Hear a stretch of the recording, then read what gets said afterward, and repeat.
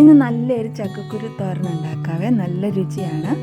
ഇതിൽ ഒരുപാട് ഇൻഗ്രീഡിയൻസ് ഒന്നും ചേർക്കുന്നില്ല, മഞ്ഞൾപ്പൊടി ഒന്നും ചേർക്കുന്നില്ല.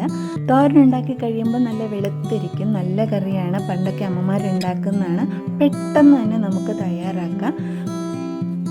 ചക്കക്കുരു നല്ലതുപോലെ നീളത്തിലരിഞ്ഞ് അതൊരു പാത്രത്തിലിട്ട് കുറച്ച് വെള്ളം ഒഴിച്ച് നല്ലതുപോലെ അത് കഴുകിയെടുക്കണം. അതിൻ്റെ കറിയൊക്കെ പോകാൻ വേണ്ടിയിട്ടാണ് നല്ലതുപോലെ കഴുകിയെടുക്കുന്നത്. 1-2 തവണ കഴുകിയെടുത്തതിന് ശേഷം നമുക്കതൊരു ചട്ടിയിലേക്കോ അല്ലെങ്കിൽ ഒരു ചീനച്ചട്ടിയിലേക്കോ ഇട്ട് കൊടുക്കാം. 1 കപ്പ് ചക്കക്കുരു എടുത്തിട്ടുണ്ടായിരുന്നു. അതിലേക്ക് ഒരു 1/4 കപ്പ് തേങ്ങ ചിരകിയത് ഇട്ട് കൊടുക്കാം. ഒരു 6 പച്ചമുളക് ചെറുതായി അരിഞ്ഞതും കുറച്ച് കറിവേപ്പിലയും കൂടി ഇട്ട് കൊടുക്കാം.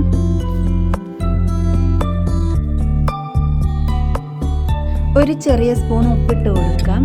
ഇനി ഇതിലേക്ക് 2 ചെറിയ സവോളയാണ് എടുത്തിരിക്കുന്നത്. പൊടിയായി അരിഞ്ഞതും കൂടെ ഇട്ട് കൊടുക്കാം. തേങ്ങ നമ്മൾ ഒതുക്കുന്നൊന്നുമില്ല, അതിന് പകരമായിട്ട് നമ്മൾ കൈ വെച്ച് അതെല്ലാം കൂടെ നല്ലതുപോലെ ഒന്ന് തിരുമ്മിയെടുക്കണം.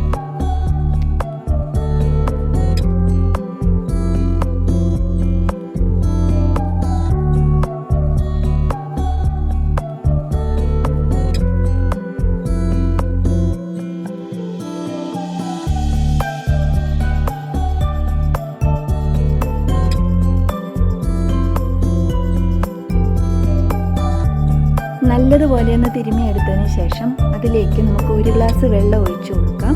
1 ഗ്ലാസ് വെള്ളം ഒഴിച്ചു കൊടുത്ത് അത് അടച്ചു വെച്ച് നമുക്കതൊന്ന് വേവിച്ചെടുക്കാം. ചീനിച്ചട്ടിയിലാണ് ഉണ്ടാക്കുന്നതെങ്കിൽ അതിൻ്റെ അടിയിലൊക്കെ പിടിക്കാൻ ചാൻസ് ഉണ്ട്. അതുകൊണ്ട് അത് ഇടയ്ക്കൊക്കെ ഒന്ന് തുറന്ന് നോക്കി അത് നല്ലതുപോലെ ഒന്ന് ഇളക്കി കൊടുക്കാം.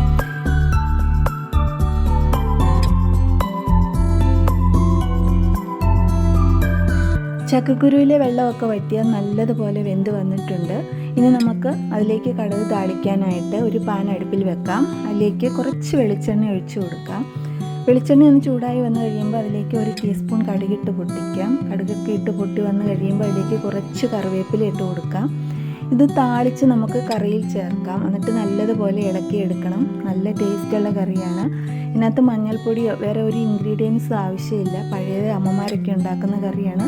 എല്ലാവർക്കും ഇഷ്ടമായെന്ന് കരുതുന്നു. ഇഷ്ടമായെങ്കിൽ അഭിപ്രായം അറിയിക്കണം. Thank you.